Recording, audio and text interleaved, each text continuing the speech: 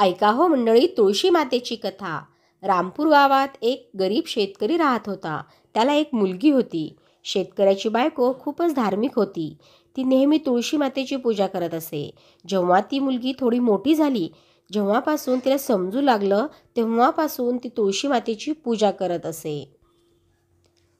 तिचा रोजचा नियम झाला होता की तुळशी मातेला पूजल्यावरच ती स्वतः जेवण करत असे. हळूहळू काळ लोटत गेला आणि ती मुलगी लग्नायोग्य झाली. तेव्हा तिच्या आईवडिलांनी तिचे लग्न करून दिले.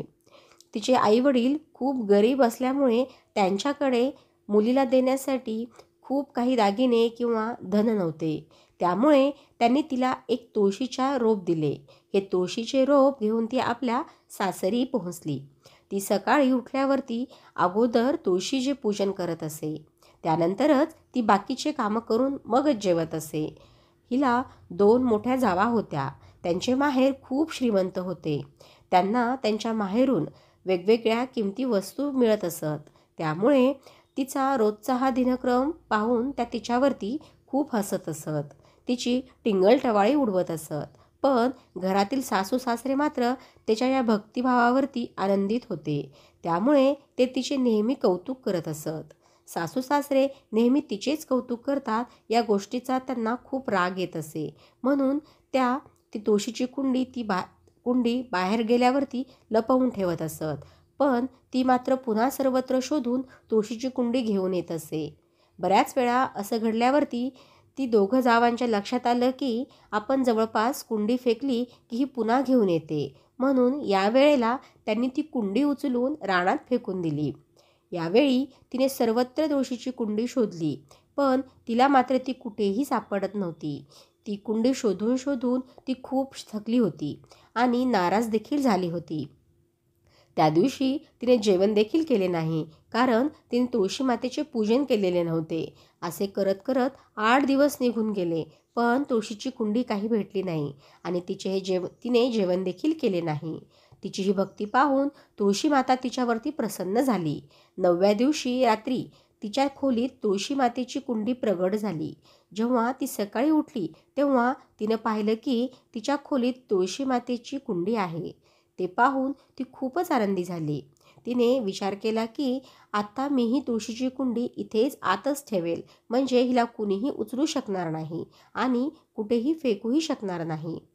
या आनंदातच ती उठते, जाऊन अंघोळ करून येते आणि तुळशी मातेचे पूजन करते, वंदन करते.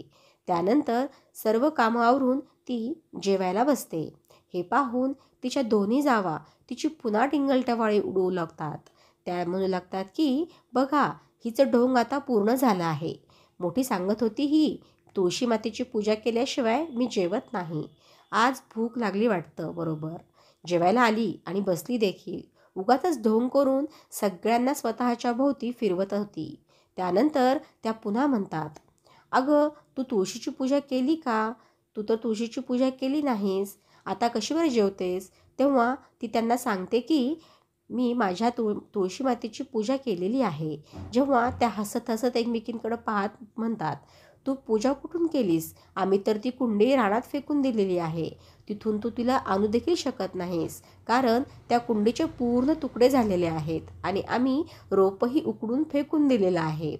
तेव्हा ती त्यांना सांगते की तुम्ही माझ्या खोलीत जाऊन बघा, तुळशी माता तर तिथेच आहे. जावांना वाटते की ही आपली गंमत करत आहे, म्हणून त्या धावतच तिच्या खोलीपाशी जातात. तर खोलीमध्ये चारही बाजूला 4 कुंड्या त्यांना दिसतात. हे सर्व पाहून त्या मनातूनच खूप घाबरतात आणि खरोखरच काहीतरी घोर पाप आपण केलेलं आहे याची त्यांना कल्पना येते. तेव्हा त्या आपल्या लहान जावेची आणि माता तुळशीची माफी मागतात. त्या तिला सांगतात की तुझी भक्ती खरंच खूप मोठी आहे आणि खरी आहे. आम्ही उगाचच तुझ्यावरती सोंग करण्याचा आरोप करत होतो. आम्हाला क्षमा कर. तेव्हा ती सांगते की मी तर तुम्हाला कधीच क्षमा केलेली आहे, पण तुम्ही माझ्या तुळशी मातेसोबत जे वागला आहात ते योग्य नव्हतं.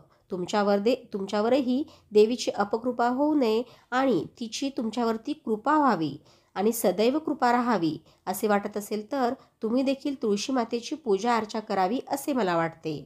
तिचे म्हणणे तिच्या दोन्ही जावांना पटते आणि त्यांनी देखील त्या दिवसापासून तुळशी मातेची पूजा अर्चा करण्यास सुरुवात केली. तेव्हापासून त्यांचे सर्व घर आनंदाने, सुखाने आणि धनधान्याने भरून गेले. जसे सुख, आनंद, धनधान्य त्यांच्या जीवनात आले, तसेच ते तुमच्या आमच्या जीवनात येवो, हीच तुळशी मातेची कथा संपूर्ण झाली. जय तुळशी माता.